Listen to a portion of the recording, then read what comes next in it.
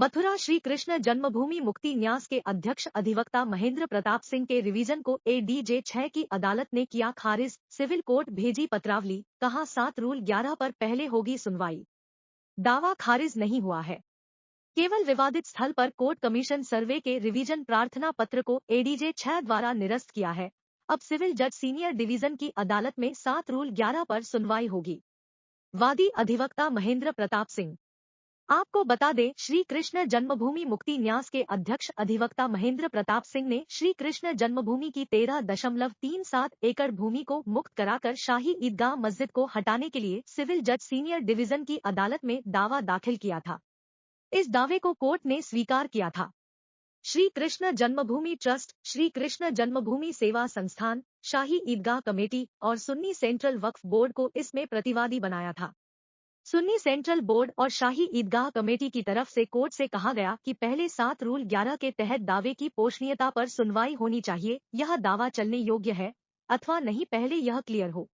वादी का कहना था कि पहले विवादित स्थल की कोर्ट कमिश 8 भेजकर वास्तविक स्थिति मंगा ली जाए। सिविल जज सीनियर डिवीजन की अदालत ने 7 रूल 11 पर प्रतिदिन सुनवाई के आदेश दिए थे।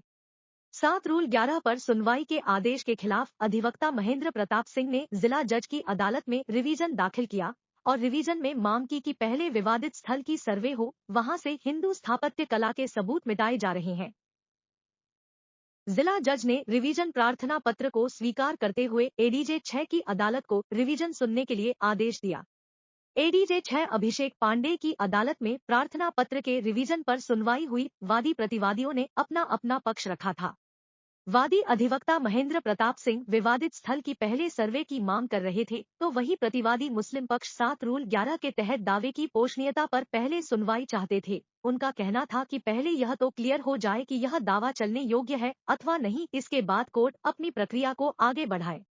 आज एडीजे 6 अभिषेक पांडे की अदालत ने श्री कृष्ण जन्मभूमि मुक्ति न्यास के अध्यक्ष अधिवक्ता महेंद्र प्रताप सिंह के प्रार्थना पत्र के रिवीजन को खारिज कर दिया और कहा है कि सिविल कोर्ट में इस दावे पर पहले 7 रूल 11 के तहत सुनवाई होगी। पहले यह क्लियर होगा कि यह दावा चलने योग्य है अथवा नहीं।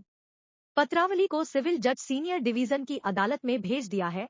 अब सिविल जज सीनियर डिवीजन की अदालत में इस दावे में आगे 7 रूल 11 के तहत सुनवाई होगी। वही वादी अधिवक्ता महेंद्र प्रताप सिंह का कहना है कि आदेश को देखा जा रहा है, किन बिंदुओं पर रिवीजन को निरस्त किया गया है, उसके बाद हम उच्च न्यायालय इलाहाबाद की शरण लेंगे। बाद आपका बात क्या सुनाया कोर्ट ने फैसला? देखिए, श्री कृष्ण जन्मभूमि के मामले में और एडी 6 महोदय की हमारा रिवीजन चल रहा था और हम शुरू से कहते रहे हैं कि वहाँ पर कोर्ट कमीशन जाना चाहिए। इसी को लेकर रिवीजन दाखिल किया था और माननीय न्यायालय के समक्ष हमने सभी विषयों को रखा, सभी बिंदुओं को रखा और रिवीजन माननीय न्यायालय के द्वारा सुनवाई हुई और सुनवाई होने के बाद माननीय न्यायालय के द्वारा आज आदेश पारित किया गया है, जिसमें कि माननीय न्यायालय ने डिवीजन कोर्ट निरस्त कर दिया है और पत्रावली लोअर कोर्ट को वापस भेज दी है और अब इसमें लोअर कोर्ट में ही सुनवाई होगी।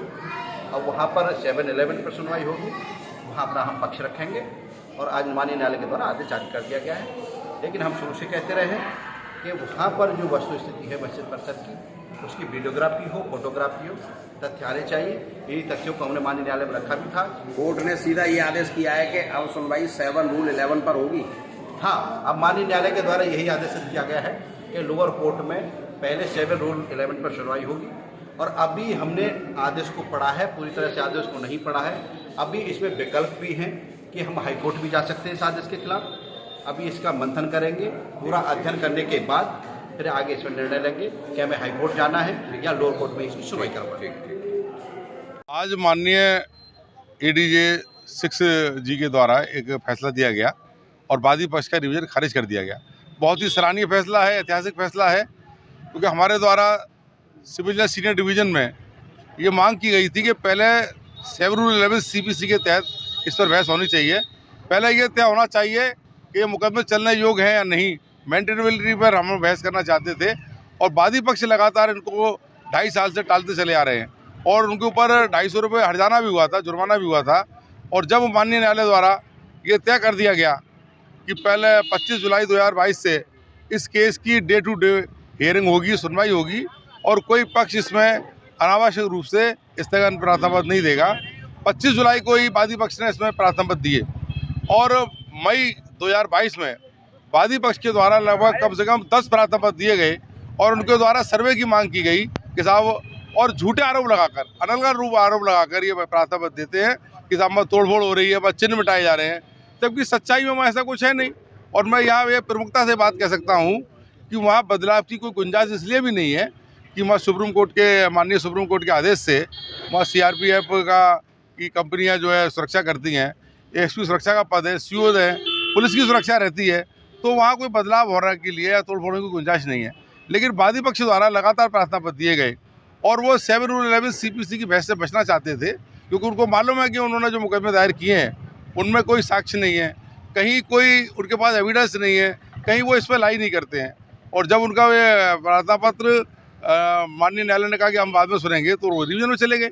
तो विधि की बड़ी सुव्यवस्था है, इसमें बड़ी साफ व्यवस्था है कि अगर वो कोई आदेश, अंतिम आदेश तो था नहीं, माननीय न्यायालय ने उनका प्रार्थना पत्र सुनवाई के लिए रखा था, उसके बाद भी वो रिवीजन में गए और माननीय रिवीजन कोर्ट ने ADA 6 साहब ने तमाम लंबे रूप से इसमें बहस सुनने के पश्चात और हमारी रूलिंगों को देखने के पश्चात आज ये बहुत ही अच्छा फैसला दिया है और उन्होंने उस रिवीजन को खारिज कर दिया है और वे सुनवाई के लिए पुनः उन्होंने सिविल जस्टिस डिवीजन मथुरा में भेज दिया है और उस पर 7 Rule 11 CPC पर ही, जैसा हम लोग मांग कर रहे थे, उस पर ही इस पर बहस होगी। तो ये बहुत ही अच्छा और विधि सम्मत फैसला है, एक ऐतिहासिक फैसला है। सर, कोई डेट मिली है अब आगे कब से सुनवाई? अभी लोअर कोर्ट में फाइल जाएगी सिविल जस्टिस डिवीजन मथुरा में, जो तारीख वो निश्चित करेंगे उस तारीख को पर इसमें सुनवाई होगी।